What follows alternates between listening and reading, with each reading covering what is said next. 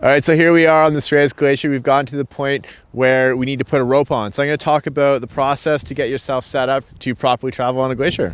Just because this is a short episode, we don't have enough time to go into all the detail that you really require for proper glacier travel. All I'm going to do is talk about how to configure the rope for a party of two in one way, and how to clip in properly, and how just a basic travel roped up on a glacier. The first step is configuring the rope. So in this case, we're a party of two. So I'm going to take my rope and I'm going to fold it right in half. So I'm going to start from the middle.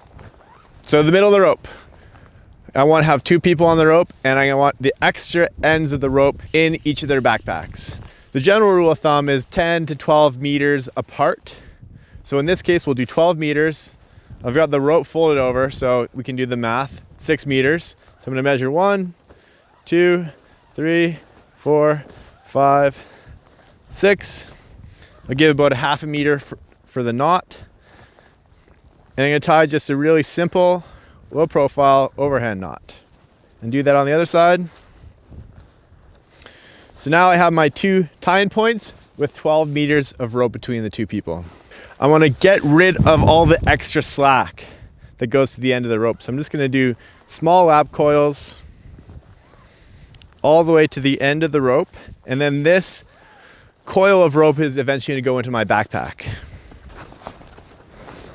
Now it's really important that we have this extra rope, because if someone fell into a crevasse, I want to have extra rope that I can do a rescue with. And there I have my extra rope coiled up nicely, and I can just stick that in my backpack. And what I like to do here is actually put the knot a little short, right? So not enough length that it's actually going to reach my harness. Now I'll pull my knot out of my backpack a little bit so it's nice and tight. And I'm going to use here a locking carabiner. And I'm also going to back it up with a non-locking carabiner, opposing their gates. Now I'll coil up the other end of the rope, and I can give this to my partner, and then away we go. Now that we're all roped up, ready to go, I'm gonna leave you with 3 final tips. The first one is, when you're traveling, keep the rope on the downhill side. That way the rope won't drape into your feet and you'll trip on them. Next one is making sure that the rope is the proper tightness. Basically, you want to have as little slack as possible, but you don't want to be pulling on each other. The last final tip is, if you're second in line, one of the problems is the rope can be getting caught up in your skis. And what you can do is actually take the rope, clip it up through your sternum strap, and that way it'll just hold it a little further away from your feet and hopefully make your glacier travel a little easier.